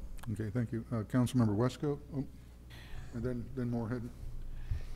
Somebody goes on vacation or they, they have a job where they travel and they're gone for 2 or 3 months at a time. You go to the house. It's obviously that it's lived in because it's furnished, but for some reason they failed to pay their gas bill or their electric bill and it's shut off. What do you do at that point? Do you tag it where it's unlivable and then that person has to go through a lot of red tape when they come back, or what's the process in that particular case? The process would be, again, it all goes back to that inspection. We would need to make contact with the occupant. We wouldn't simply sticker the home as unfit for occupancy without knowing the circumstances. That home may not be occupied. It is certainly legitimate to vacate the home, to not have the water service on during the winter months where you're down in Florida. That is certainly acceptable. If nobody is occupying the structure, then we're not going to post it unfit for occupancy. We know it's not being occupied. What I'm getting at is the first thing we need to do is have contact, or attempt to have contact, to see if somebody is trying to reside within the structure. So it wouldn't be just perhaps a one time we go to the home, oh, nobody's home, let's poster it, unfit. We would attempt to determine if somebody is occupying the structure first. Councilmember Moorhead. Mr. Carteret, dealing with a lot of water districts as I do, each has their own internal policies, adherence to state and county code. Does the city of Raymore allow for private water service? For example, if a home wanted to have a large tank that provided potable water to the house, is that allowable within our city?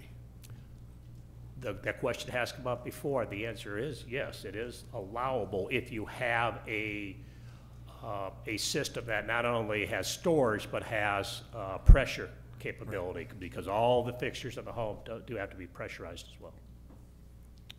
Any other questions of staff? Councilmember Westcoat. Is the contact procedure that you use, is that written as part of our policy?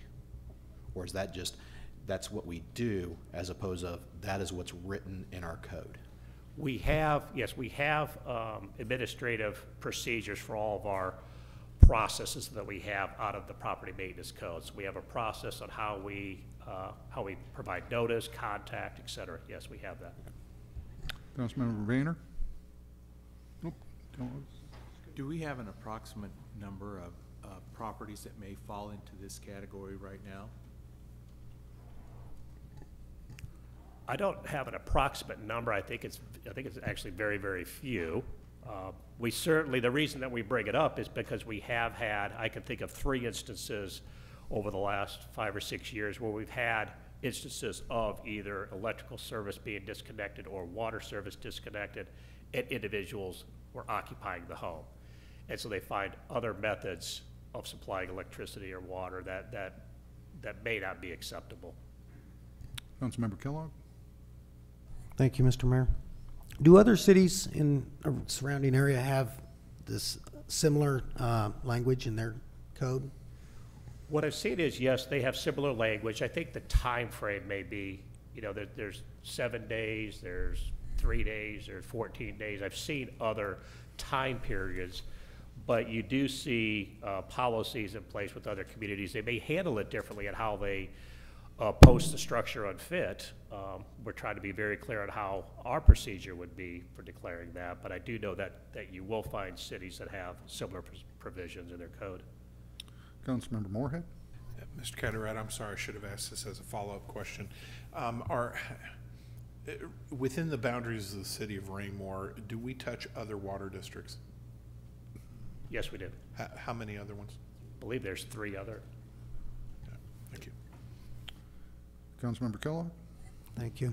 If somebody chose to live off the grid, this here would give city staff the ability to deem their house unoccupiable, wouldn't it? Am I right?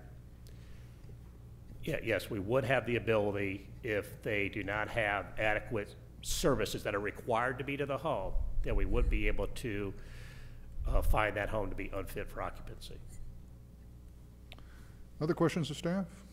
I'll entertain a motion to dispose of the first reading of Bill 2940.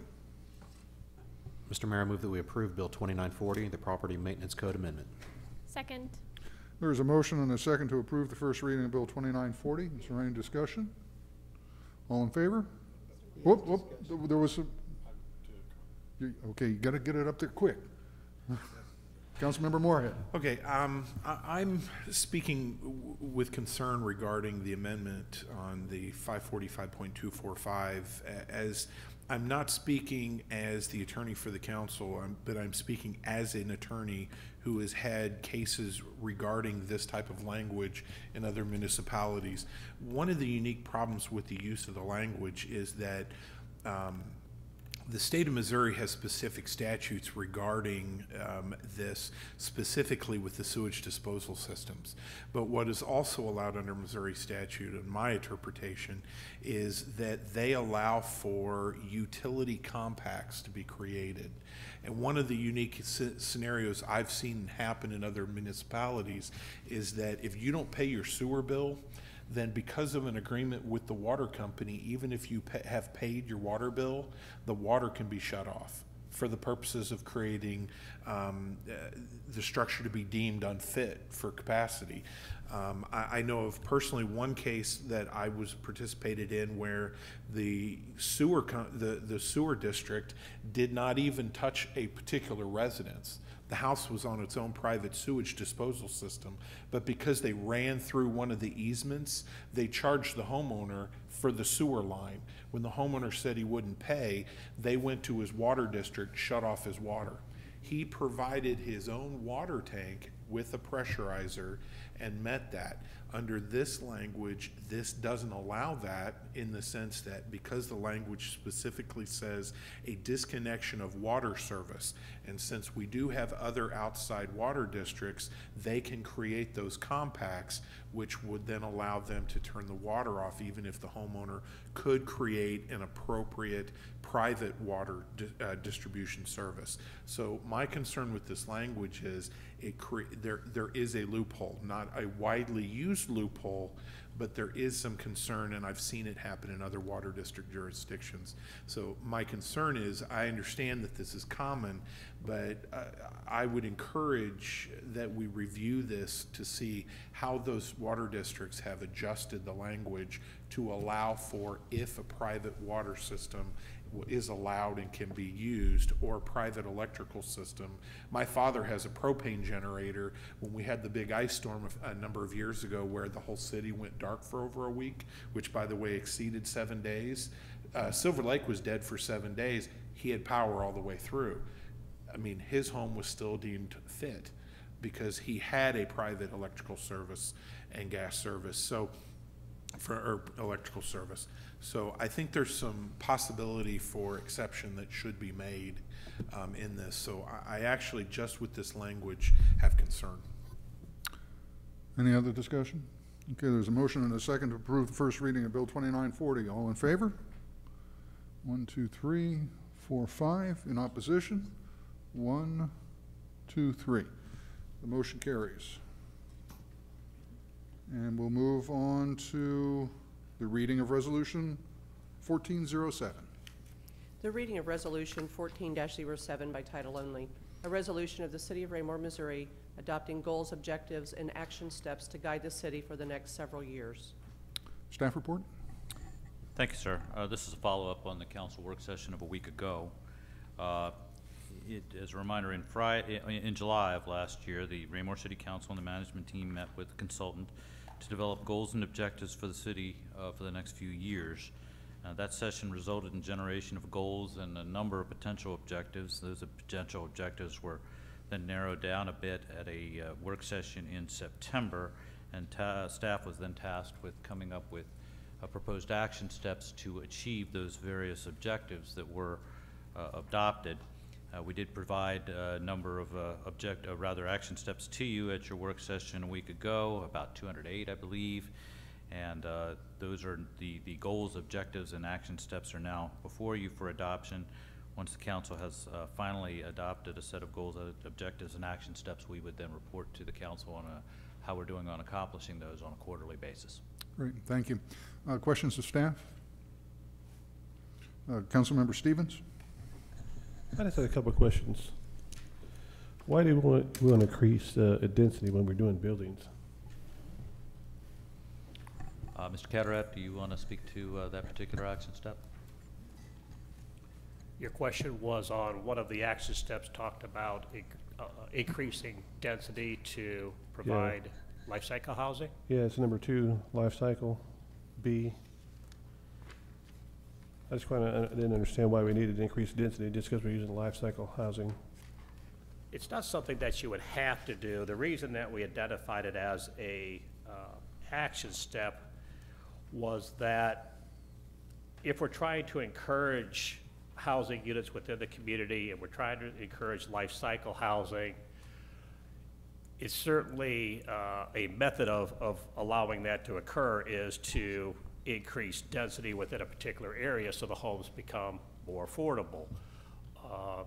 Certainly you could have life cycle housing, on large lot with greater setbacks, but it's just one simple tool in order to try to encourage development of additional housing is to provide for more homes on a particular lot or reduce setbacks, spacing between the homes, smaller yards, et cetera, to increase the density as well. So it's just one tool that would allow us to. It just kind of reminded me of my first house, or I could tell when the neighbors' kids were sick before they could. But I had some other questions. When you had one here on increasing north-south connections, I wonder if I could add Sunset through to Huback Hill Road into that goal. Wasn't that the one that, that no, we already talked about, the council already talked about and turned it down? I know, but it's just a goal. I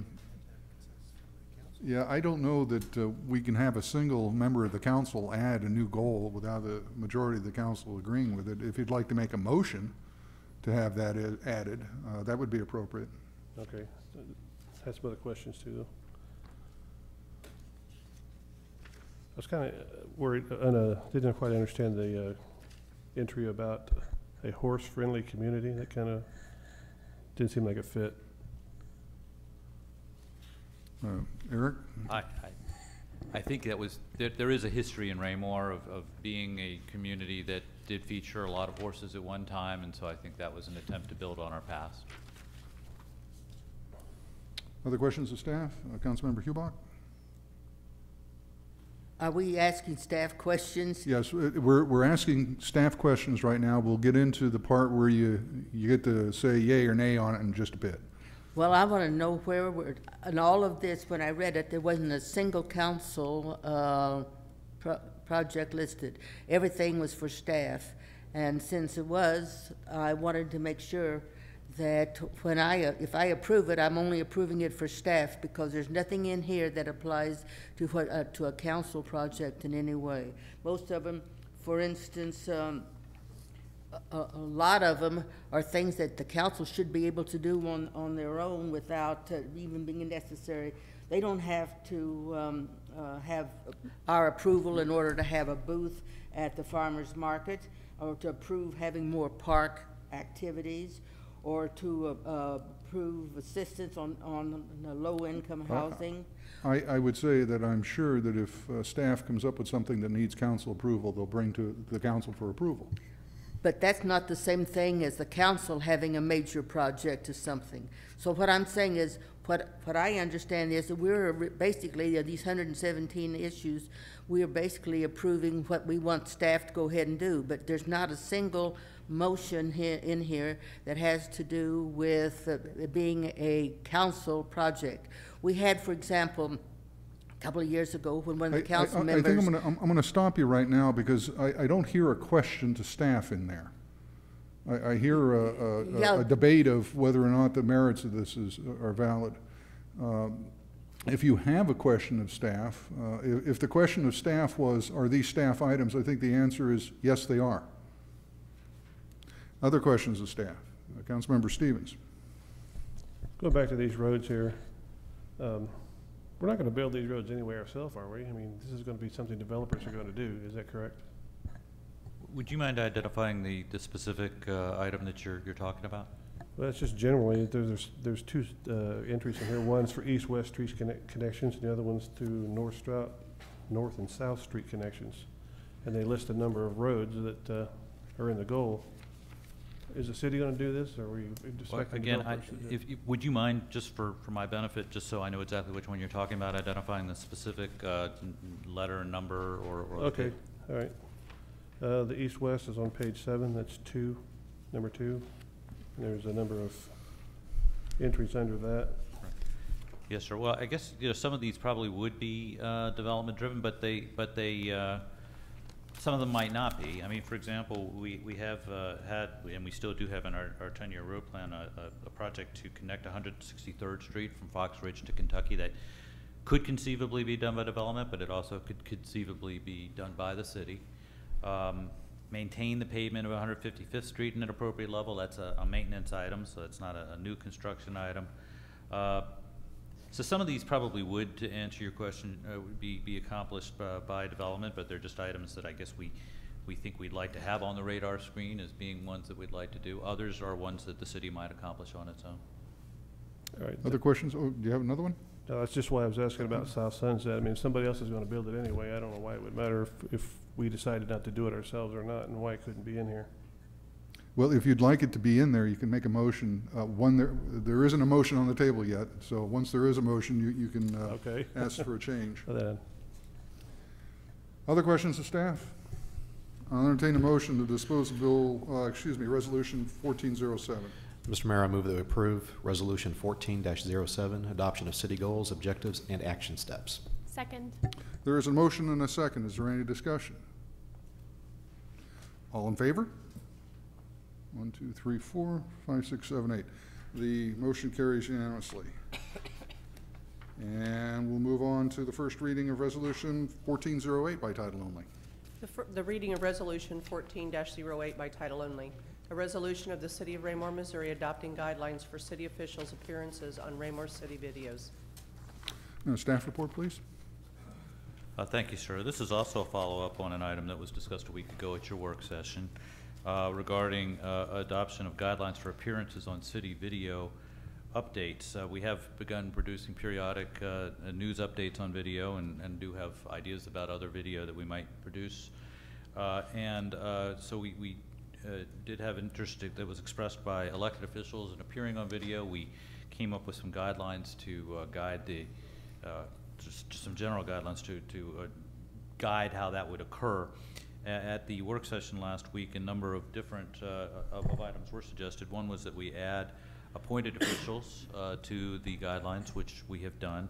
One was to make more clear the date when elected officials could not appear on video, to make it clear that that would be the opening date of filing for office for any candidate who's running in the next election. What was the other one? Oh, and then regarding approval of a script, there was discussion about the the city manager having approval, and that's retained, but there also is provision for an appeal. If the city manager were to rule something that was invalid, then that decision could be appealed to the city council, where it could be overturned by a 3/4 majority.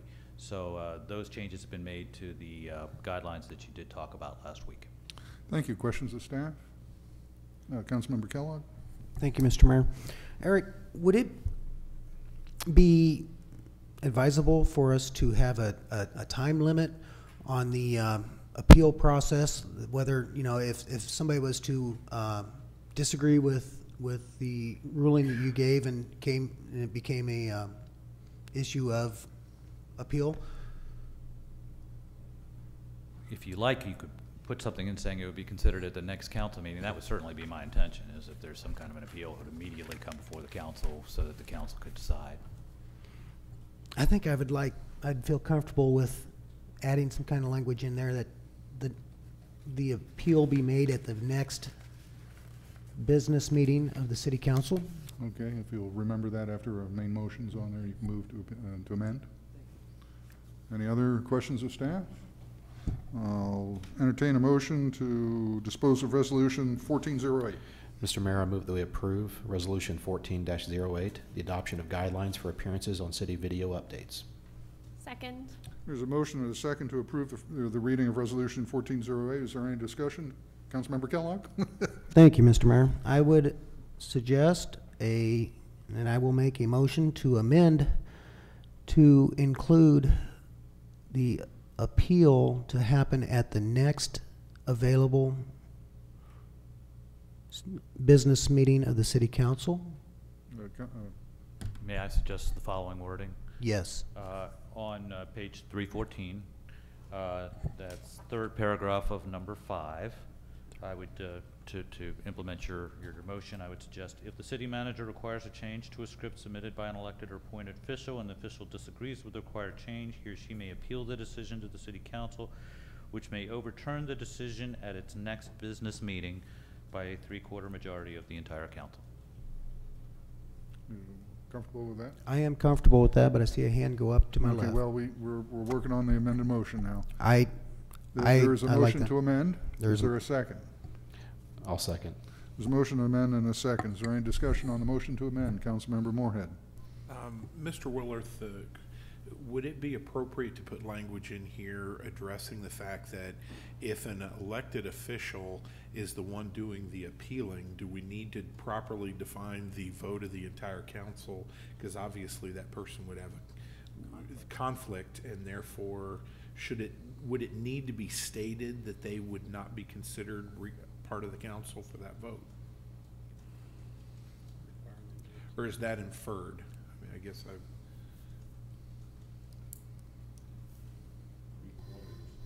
Six.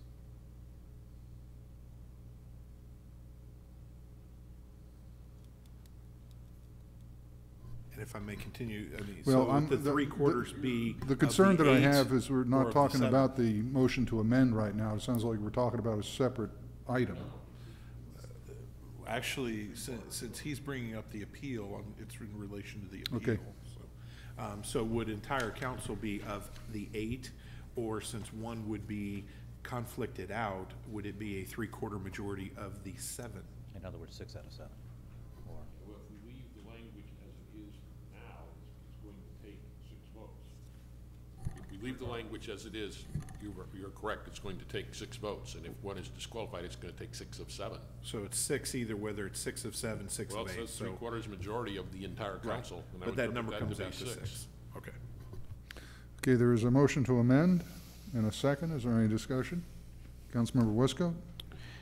Just as a follow-up question, why shouldn't the one who's appealing be allowed to vote?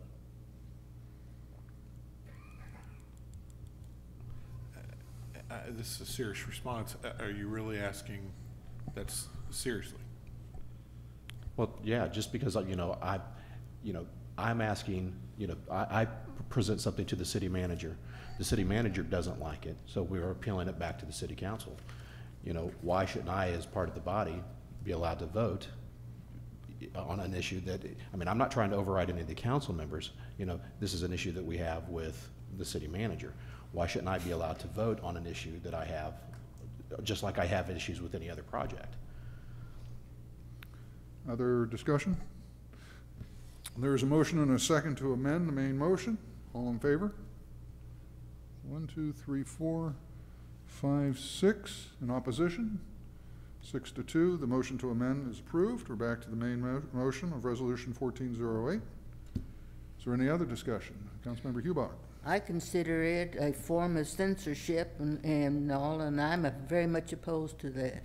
I know that it sounds good on paper, but that doesn't make it good. And I believe in the freedom of speech, and I'm not thinking that the council, I do not believe the council should have to apply to the city manager to approve anything that they do. Any other The discussion? voters will decide that for us. Any other discussion? All in favor? 1, 2, 3, 4, 5, 6, 7. In opposition? 1. Resolution 1408 passes. Move on to the first reading of Bill 2937 by title only. The first reading of Bill 2937 by title only. An ordinance of the City of Raymore, Missouri, authorizing the mayor to enter into an agreement with HDR Engineering, Inc. in an amount not to exceed $48,875 for the Owen Good Force Main Odor Control Design, City Project Number 14-183-301. Staff report. Thank you, sir. I'll call on the Public Works Director, Mike Krass. Thank you, Mr. Berlin. Mr. Mayor, members of the council, at the November 4th, 2013 work session, council was presented with the results of a feasibility study outlining alternatives to address the corrosion and odor issues associated with the Owen Good Force Main. At that time, staff was directed to initiate the design and construction of the recommended superoxygenation system. In my council memo, we outlined the qualification-based selection process that was used to select an engineering firm. We recommend award of the contract to HDR Engineering in an amount not to exceed $48,875. Questions of staff? Councilmember Moorhead. Mr. Krass, of the 5 points delineated under the scope of services, are any of those so proprietary that internal staff of the city could not complete? I think they are beyond the level of expertise for city staff to deal with. Councilmember Abdelkawan. I just wondered, does this contain everything? Is there going to be a fence around it? I mean, is this all the pieces? The facility is already, the Owen Good facility is already fenced, okay, and so locked with a locking gate. Yes, it'll be contained within that area. Other questions of staff? Is that a Councilmember Moorhead? Mr. Berlin, I noticed that only one company bid. Was that due to the fact that this was the engineering firm that gave us the presentation regarding it making recommendations? Was it just because the Eco2 system is so, I remember during the work session that there weren't a lot of people using this yet, so we're kind of at the front end of the wave. Is it just lack of understanding of the Eco2 system? What would be the reason for the only one bid? It's always hard to say why people don't bid. Mike, can you speak to, do we have, how many folks might have pulled plans for this? You know? We sent out 12 proposals to qualified engineering firms off our typical solicitation list. We also advertised it. I do know that HDR is working on other designs for this system and is relatively familiar with it. I really don't have an answer why we did not get more responses to our solicitation. Councilmember Westcoat. Are these engineers guaranteeing that? I'm sorry, go ahead. Are these engineers guaranteeing that this is going to solve our issues? I think based on performance from what I've seen, the performance in other locations is very good. As we discussed, we will include some performance criteria in the specifications to make sure that it does meet our targeted goals. Councilmember Kellogg. Thank you, Mr. Mayor. This is one piece of equipment that I've never worked with in the powerhouse, but I'm kind of curious, will this take any kind of special certifications or any special training for the operators to operate this properly? It's pretty much self-operating. I think the biggest thing is just making sure that as we do with any of our other things, the oxygen is replenished on a regular basis. But it's pretty much self-contained. It's not much different than any of our other pumps and those type of things. Other questions? I'll entertain a motion to dispose of the first reading of Bill 2937. Mr. Mayor, I move that we approve Bill 2937, the award of contract for the Owen Good Lift Station odor control design. Second. Motion and a second to approve the first reading of Bill 2937. Is there any discussion? Councilmember Moorhead? Again, I know when we talked about this at our work session that this is a very unique system. So I know a lot of places have not put this in. I would just point out that this scope of services is not for the actual installation. At least my interpretation of this is just all the preparatory work leading up to that, and the contracted amount is almost 10% of the entire cost of the unit. This is just to help the city get the unit, and then we'll have to pay for the installation. So I guess I want to throw out that obvious flag. Other discussion? All in favor? 1, 2, 3, 4, 5, 6, 7, 8. Motion carries unanimously. May we have the first reading of Bill 2938 by title only? The first reading of Bill 2938 by title only, an ordinance of the City of Raymore, Missouri approving and authorizing the mayor to enter into an agreement with Mid-America Regional Council for the acquisition of orthophotography for the City of Raymore, Missouri. Staff report, please. Thank you, Straw Call. Mr. Carteret. Thank you. The Mid-America Regional Council has established a project to acquire new digital orthophotography of the Kansas City metropolitan region. Orthophotography is a very important component of our geographic information system that we have within the city of Raymore. Raymore has participated in this project from MARC from its inception going back to 2008. So in every 2-year cycle, MARC has gone through the bidding process to find a vendor to do the entire Kansas City region, and then the cost of the project is divided amongst all the participating agencies. For the proposed 2014 flight, the not to exceed amount for the City of Raymore would be $2,198.06. Bill 2938 would approve the cost sharing agreement with MARC. Thank you. Questions of staff? Councilmember Westcoat? Does the photos that we get from this process, does that aid in our economic development activities? Absolutely. It's used, we use the photography on a daily basis. And I will add that, and the council does too, when you send us packets with those pictures, and there is a substantial cost decrease over the years on this thing. Is that because there are more people that are, or more cities that are participating, or? I think the number of cities actually has decreased. Oh, is that right? Actually, but it's just the technology itself has gone down considerably since, even 2008. Wow. Well. Other questions of staff? I'll entertain a motion to dispose of the first reading of Bill 2938. Mr. Mayor, I move that we approve Bill 2938, the MARC aerial photography project. Second. There's a motion and a second to approve the first reading of Bill 2938. Any discussion? All in favor? 1, 2, 3, 4, 5, 6, 7, 8.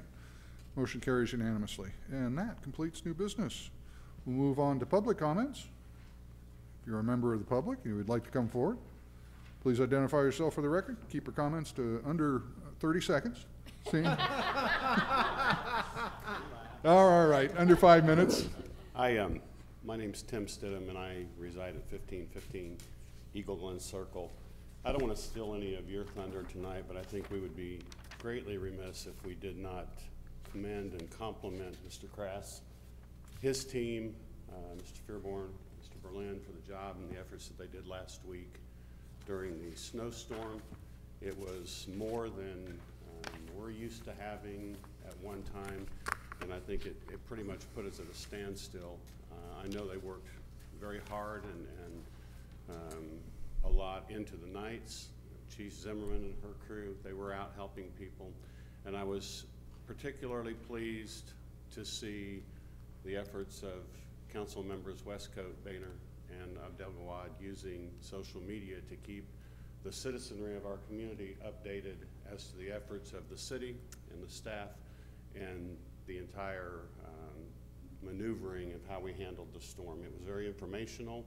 I didn't know that because I live in a cul-de-sac, I was basically messed up for a while, but I learned that via the city website and learned how to get there from you guys. Overall, thank you very much for a job very well done. Thank you for your comments, and I will add that it's, as we go into mayor council communications, I am always the last one that gets to say something, and the council members always get all the juicy things out there before I have a chance. And this evening is the first time that a member of the public has got up, and the very first item on my list.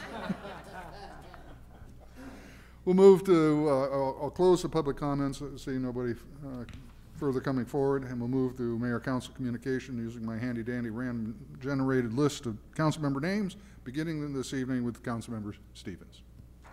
No comments. And council member Kellogg. Thank you, Mr. Mayor. I'm going to apologize for my absence 2 weeks ago for the last meeting. Give you an update where I was at and all that. I was in Texas with family. I have an uncle that is passing away as we speak, and I spent time down there with him and had a great time visiting with him. Probably the last time I'll be to see my uncle. But heart and prayers with him tonight. Uncle Ivo, I love you to death, and Godspeed. That's all I got. Thanks a lot. Thank you. Councilmember Moorhead. I would also like to expand upon what Mr. Stidham said to Mr. Crass. You know, I heard a lot of comments, and actually, Mr. Crass, you had indicated that you were trying some new things out, and some citizens who normally complain actually contacted me to say, "Hey, you got to my street quicker." So, you know, I wanted to pass that along, that I got some positive feedback on that. I want to thank Little Mason for coming in here. You know, as a father of two, it's very touching when you see children facing things that we don't even wish upon adults. So I'm very proud of him and the Give a Heart Foundation organization, and I'm glad that they were honored tonight. And then I also want to give a shout out to a lesser awareness to a lesser identifiable part of our police department, which is animal control. Thanks to the mayor informing my wife that we can have more dogs than I told my wife we could allowably have in the city. At a function, my wife amazingly found a wonderful little border collie that was at animal control, and Sharon was wonderful, and now I have a little border collie giving my son something to do in the backyard, having to clean up after. So we have this wonderful little dog back there, but it was a wonderful, it's something that a lot of people don't realize, that we have that as an outlet to be, and they do have animals up there. It was amazing when I would go up to see this dog, how many animals were coming through there. And just want to encourage, if you are looking for a cat, they have a number of cats, which were actually owning the back room and terrorizing the dogs, that they're up for adoption as well as other dogs, and I hope citizens of Raymore will keep that in their thoughts. And I will add, as a council member, Mr. Moorhead, you are entitled to a 2-for-1 on the kittens, so you'll let your wife know that. Councilmember Pifo.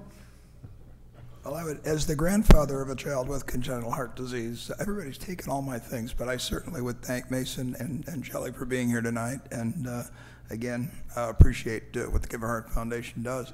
And of course, the other comment would be what everybody's going to say, and that is on snow.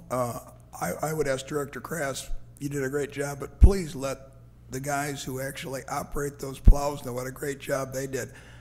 I am also on a cul-de-sac, so I had the opportunity to be sitting in my living room the evening when they came, and I've never seen anyone move snow with surgical precision, but they were truly remarkable in the way they used that blade to pull it back, push it out of the way. Doing a cul-de-sac has to be difficult, but it was remarkable just to watch them with the efficiency with which they did it. So you have a great crew, and they did a great job. Thank you. Councilmember Westcott? Thank you, Mr. Mayor. First, I'd like to comment on Councilmember Moorhead's comments. You know, I see two things. I either see an ordinance coming forward limiting the number of pets per household, or, you know, I see this situation where as the pet numbers increase, the doghouse increases. Is your wife trying to make a doghouse big enough for you to go out in? Just a thought. I don't know. I digress. Brief response. Building? Yes, accessory building. She's already ready to move me out there anyway. But I was thinking of an ordinance just to limit the number of pets on the odd number side of the 100 block of Johnston Parkway. I have thought about that. Very good. I want to thank Laura Richardson, who is the chair of the art department for the high school, for being a part of our roundabout group meetings. She has graciously accepted our invitation to join every meeting going forward, has some great ideas, and we're really looking forward to building that partnership. I also want to thank all the city staff that participated in the snow removal. The new plan of attack was very well received by all of the citizens. I even had a comment from one who was, we couldn't believe it, they came down our street at 2 o'clock in the morning, and they were grateful to see it. So thank you, and good job. Councilmember Abdelgawad? Thank you. I also will echo the kudos on the snow removal to you, Mr. Crass, and all your workers. I heard and read nothing but positive comments about it. You know, when you have a big event like that, it's hard to only hear positive, but this time around, positive is all I saw. I'll echo the recognition for Mason and Shelley Black. It was great to see them come out tonight for Mason's Give a Heart Foundation. I've kind of been watching the foundation online for a while now, so I thought I'd just shout out. She does have a website, masonsgiveaheart.org, if anybody wanted to take a look at that. She quite often has different fundraisers, raising money to donate to Children's Mercy. And like she said, right now she's been gathering hats for the newborns in the NICU. She sells t-shirts and jewelry and all kinds of things, always raising money to donate to Children's Mercy or for congenital heart defects. As I said last time, we're 6 months out from Relay for Life, so I have to mention that. Go to relayforlife.org and you can put in a location, put Raymore or Peculiar or Ray-Pec, and you'll come up on our event. It's June 13th at Ray-Pec High School. I'm going to say again, I challenge city staff, council members, sign yourself up, get a team. It's great fun for 12 hours to go out and just have a blast, take turns walking around the track, all for the American Cancer Society. And since Mr. Stidham mentioned it, I will just share my Facebook page, which was where I was sharing the information that he saw, information from city staff about snow removal, and often I put other information from city staff on there for people to read and learn. Raymore City Council updates by Sonia Abdelgawad, if anybody's interested in liking my Facebook page for information. Thank you. Councilmember Hubach? I have nothing tonight. Councilmember Boehner? No comment. Okay, thank you. I'll add on to the comments of Mason's Give a Heart. They do take cash donations also. They are a 501c3. On the public, all the good stuff's taken. So what I'll say on the Public Works and the Police Department, I'll echo what I said the other night. I was listening to the chatter on the scanner between the police officers and the Public Works crew, and everything that I heard on there was entirely, purely professional. There was some fun banter on there, and even that was professional. So well done to all the groups. We do not have a reason to go into executive session this evening, so I'll entertain a motion to adjourn. Mr. Mayor, I move that we adjourn tonight's meeting. Second. We have a motion and a second to adjourn. Any discussion? All in favor? We are in adjournment. Thank you, everybody. 529-4241, will he come and